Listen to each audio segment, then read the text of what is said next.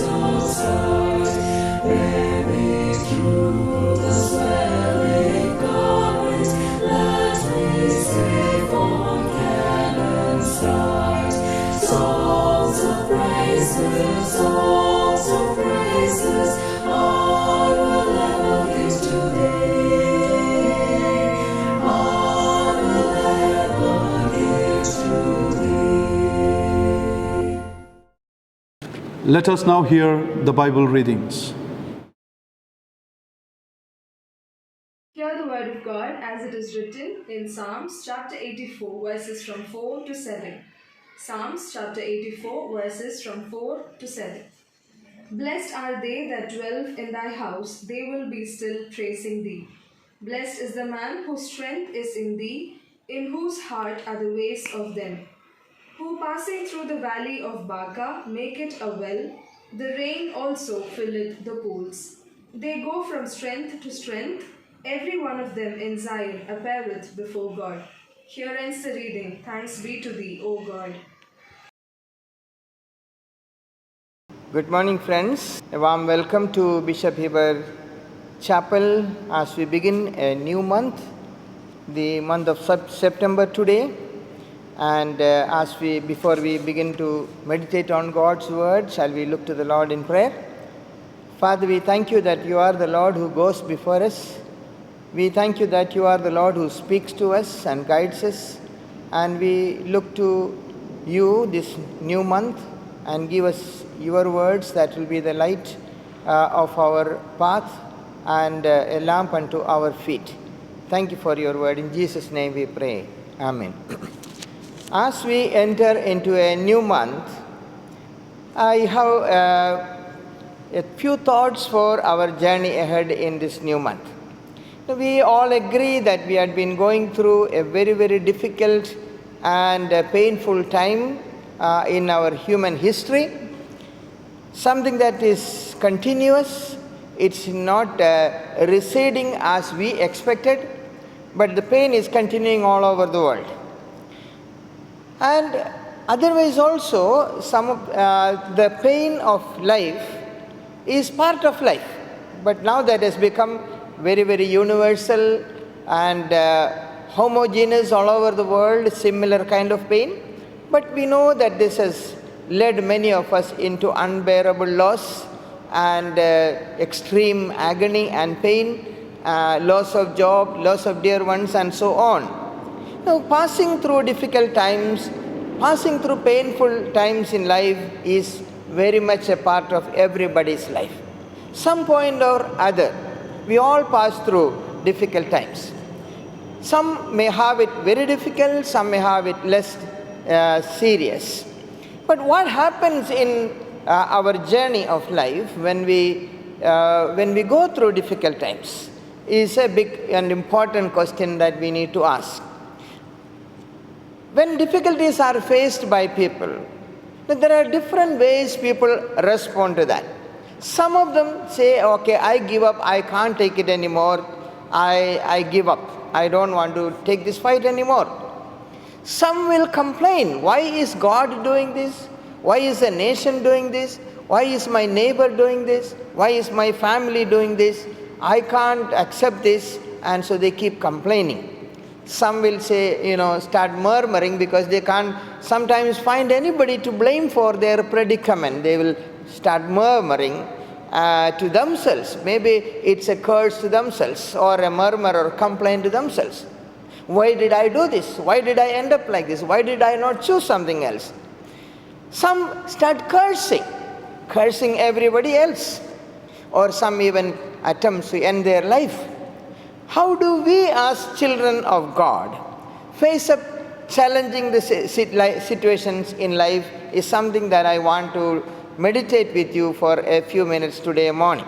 How do we as the children of God face up challenges in life? Now we have read Psalm 84, which is a very, very familiar psalm, and it is known as a psalm of ascension. A psalm that is sung by the people of God as they travel to the temple in Jerusalem. They climb up the mountain and they come from different parts of Judea and other parts of Israel. And as they travel to the holy city, the holy temple, they go in group and they sing and they meditate and they sing praises to God. And this is one song similar to that. And this is a song that is actually reminding people about the joy of being in the presence of God. Now Psalm 84 and 2 Corinthians chapter 12 is what we have read in our lessons. Now both of these give us some direction or some guidance as to how we as children of God face challenges and difficult situations in life. I want to focus or discuss with you the attitude or the way a Christian, a child of God, really faces challenges in life. First of all, he has his heart on the Lord. His heart on the Lord, or her heart on the Lord. Secondly, we find in this passage that he has his strength in the Lord. And thirdly, we find that he has the joy of the Lord. So when challenges are there, difficulties are there, the heart of the child of God is on the Lord. A heart focused on the Lord, strength found in the Lord, and the joy of the Lord becomes part of his life. Let me read to you from Psalm 84 and verse 5. Here psalmist says, "Blessed are those whose strength is in you, who have set their hearts on pilgrimage." Blessed are those who have set their heart on the pilgrimage, on the journey, the direction, the focus, the goal of their life. Their heart is focused on the pilgrimage. Their hearts are set on their pilgrimage. They are on a journey. Whatever is happening on the way, their hearts are focused on the Lord, and they don't want to turn this way or that way. If we turn to 2 Chronicles and chapter 11, 2 Chronicles chapter 11, we find an interesting passage there, reference to a journey. Now this story is after Israel was partitioned into two countries, the northern kingdom and the southern kingdom. The northern kingdom ruled by Jeroboam, who broke away from the rest of the two tribes in south, and the southern kingdom led by Rehoboam.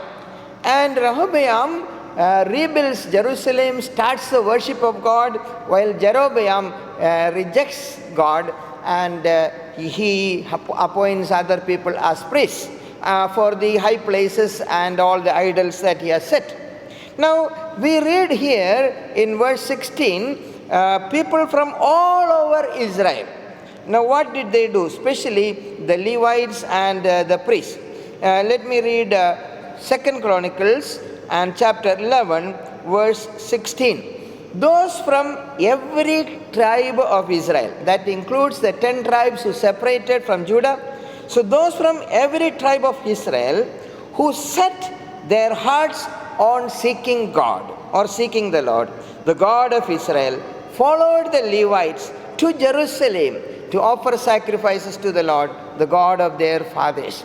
They strengthened the kingdom of Judah and supported Rehoboam, son of Solomon, 3 years. So every people from every tribe of Israel, they set on this journey. They set on this journey to Jerusalem to worship the Lord. Their hearts were set on that kingdom, on the Lord. Now we read here that these people who decided to follow the Lord, in verse 14 we see this. The Levites even abandoned their pasture lands and property and came to Judah and Jerusalem because Jeroboam and his sons has rejected them as priests of the Lord. They gave up their own property. They gave up their own pasture lands because their hearts were set on the Lord. So a child of God in the most difficult times, there was a partition of the kingdom. There was a persecution and rejection of the Lord. They said, okay, our land, our pasture land, our property, our sheep, we are going to reject all of this. We have our hearts set on the Lord. We are Levites, we are people of God, our God is everything. So the most difficult time of the nation, when brothers were fighting against each other, kingdom, it was divided into two. They said, God is first for us. They set their hearts on the Lord. So that is why it's written, those from every tribe of Israel who set their hearts on seeking God, the God of Israel, followed the Levites to Jerusalem to offer sacrifices to the Lord. And it is that kind of a picture that is reflected in Psalm 84, where the psalmist says, blessed are those who dwell in your house, blessed are those whose strength is in you, who have set their hearts on the pilgrimage. They have set their hearts on the pilgrimage to Jerusalem, to the temple of God. So friends, every child of God, when we face difficulties in life, we are different from the rest of the people. Maybe some who are frustrated, some who complain, some who murmur, and some who try to persevere and hard work and resist and everything, still not really trusting in the Lord. Psalmist says here, the blessed are those whose strength is in you, who have set their heart on pilgrimage. So the very, very special characteristic a child of God has when he faces difficulties and when he passes through difficult time is that we have our heart set on God. Forgetting everything else, forgetting all the other things around us, provisions, benefits and jobs or whatever it is, health or whatever it is, our hearts are set on God. And that is how God's people can face the challenges in life. The second thing that we find in the same chapter and its next two verses is also they have their strength in the Lord. I said their hearts are on the Lord and their strength is in the Lord. Psalm 84, let me read again part of the verse that I already read.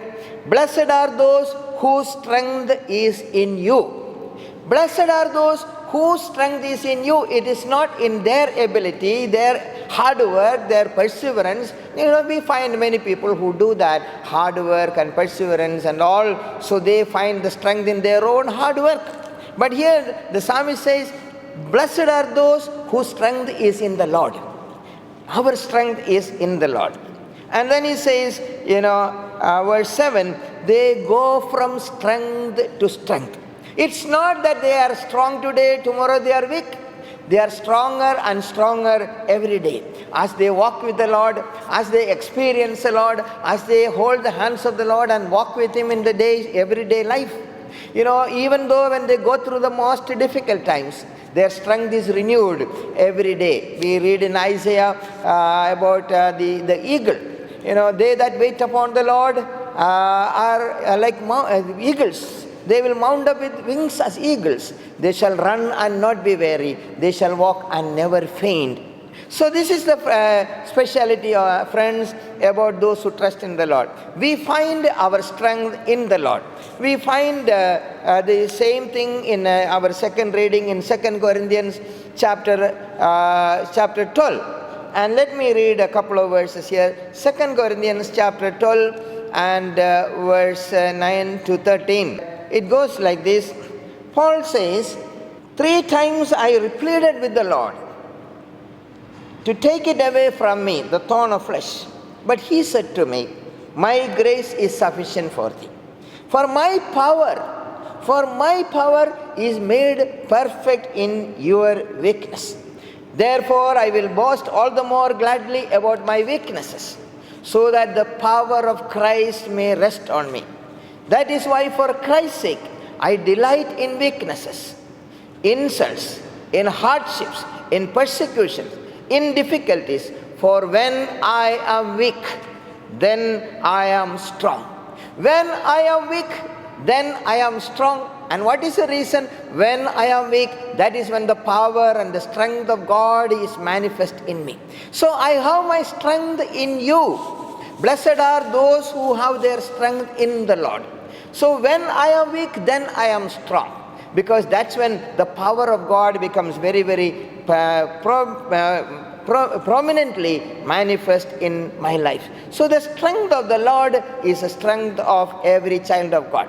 The most difficult times that we go through, when we know that the Lord is with us, when we know that the Lord is holding our hands, and He will guide us and He will hold us, and that is when we have our strength in the Lord and not in our own abilities. So, friends, as we enter into a new month, we have challenges, we have difficulties, we have maybe problems ahead of us, but our hearts will be focused on the Lord. Our strength will be in the Lord, and the Lord will be our strength. And thirdly, I want to talk about the joy of the Lord. When we go through difficult times, can we rejoice? When we go through painful experiences, can we rejoice? That is what the psalmist says, yes, it is possible. Let me read again from Psalm 84 and verse 6. And it's about the same pilgrimage, same journey. And verse 6 says like this: as they pass through the valley of Baca, they make it a place of springs. As they pass through the valley of Baca, they make it a place of springs. In some versions it is translated the valley of Baca or the valley of tears. The valley of sorrow, the valley of tears is made into a spring of joy. They make it a place of springs, a place of joy. You know, friends, when we are children of God, when we have our trust, our strength, our heart on the Lord, all those valleys of the tears will be streams of joy. Our valleys of tears, the valley of Baca, you know, there is a lot of study about where this place Baca is, but it's known or understood, generally agreed, that it is a place of dryness. There is no fruit, no water, nothing available. The pilgrims on their journey to Jerusalem, they come to very, very difficult situations. And when they are thirsty, when there is no water, and their tears are coming out, and the tears are made, because of their tears are made into a tear of joy. Valley of joy. John's Gospel chapter 16, the Lord himself reminds us the same thing. In John's Gospel chapter 16 and verse 20 and 20 to 22, let me read this. The Lord is telling the disciples, I tell you the truth, you will weep and mourn while the world will rejoice. As children of God, I tell you truth, that you will weep and you will mourn when the rest of the world will be rejoicing. You may ask, why, Lord? I am a servant of God. When the whole world is rejoicing, I am weeping. But the Lord has something more to say. A woman giving birth to a child has pain because her time has come. But when her baby is born, she forgets the anguish because of her joy that a child is born into the world. So it is with you. Now is your time of grief, but I will see you again, and you will rejoice, and no one will take your joy. In that day you will no longer ask me anything. You will have everything. And today is the day. Now is the time of your grief, but I will see you again, and you will rejoice. Your sorrow will be turned into joy. Your tears of sorrow will be turned into tears of joy. Valley of Baca will be turned into a valley of springs. The dry land will be full of water and spring. Friends, this is something that we as children of God look forward to. When we walk with the Lord, our future, when we look at the hope that is ahead of us, our tears will be turned into a spring of joy. So when we have the difficult times, remember that even there we can rejoice. If you read through the book of Philippians, Paul wrote to the Philippian church. The entire book of Philippians do tell us about rejoicing in the Lord. Remember, Paul wrote it from the prison. He was going through intense suffering, but he kept saying, I tell you, rejoice. Rejoice in the Lord always. And again I say rejoice. We have the chorus that sings like that. It is taken from the epistle of Paul to Philippians. Rejoice in the Lord always. Even in the worst situation, rejoice. And so we have the joy of the Lord that will be ours. I want to conclude with a little story or example of one of those great men of God who have been a great inspiration for me personally, David Livingstone, who was a medical missionary with the London Missionary Society, who went to the Congo forest, went into the interior jungles, and he wanted to change the dark continent. And then in the year, in the 1800s, when he was very much sick and suffering, and he was, known, he was almost like skeleton. When from England they wanted to bring him back for a better treatment. One of the friend Stanley came and tried in a ship sent by the government to convince him to come back and get treatment. And David Livingstone, in his last recorded prayer, he has written this in his diary. And he says, what will happen to the people who have not come to know the Lord? And then he says, Lord, give me any command. I will be willing to obey. But and then he says, anything that you want me to do, I will do, Lord, except giving up you. If anybody wants me to give up the Lord, I will not do that. And then he says, Jesus, my Lord, my God, and my everything. Jesus, my Lord, my God, and my everything. Today I rededicate myself to serve you to the end. And that was the last prayer, and he has written it in his own words in his diary, which is kept in a British museum somewhere. Friends, this is the strength that David Livingstone had. He traveled through the jungles of Africa in the strength of the Lord. May the Lord help us as we enter into a new month, that our hearts will be set on the Lord, that our strength will be in the Lord, and we will be full of the joy of the Lord. God bless you.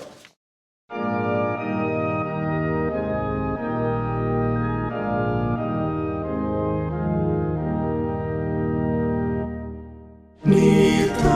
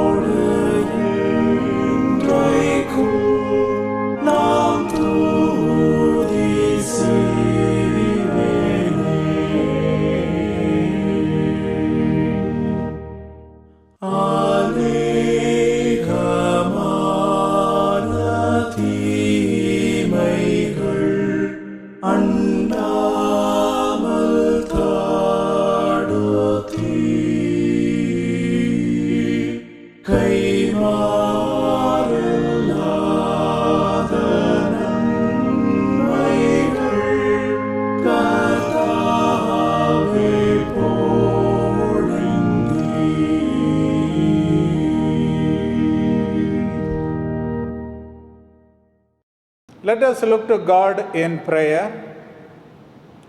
O God, we thank you for the new month and the good morning that you had granted unto us. We thank you for safeguarding us for the last 8 months. You safeguarded us from the fatal virus and provided the provisions to live life. You provided the possibility to begin our online classes. As we hear that many are affected by depression due to online classes, we pray, O God, that our students be kept safe from such depressive feelings. We commit the professors, the non-teaching staff, and our beloved students into your holy hands. Grant us your grace and guidance. We pray for the new students who have joined our college. Help them to adjust to the college situations and make themselves comfortable to cope with every circumstance and challenge. We commit this new month into your holy hands. We pray that you will take care of us throughout this month. We pray that you would destroy the fatal virus completely. We pray for those who celebrate their birthdays, wedding anniversaries, or special days. Grant them God's blessings. We thank you for the offertory received today. Bless the offertory and use the offertory for the extension of God's kingdom. We pray for our Bishop Heber Chapel congregation. Be with them all. We pray for our beloved Bishop Heber Chapel Sunday School children. Help them to study well and to be your children every day.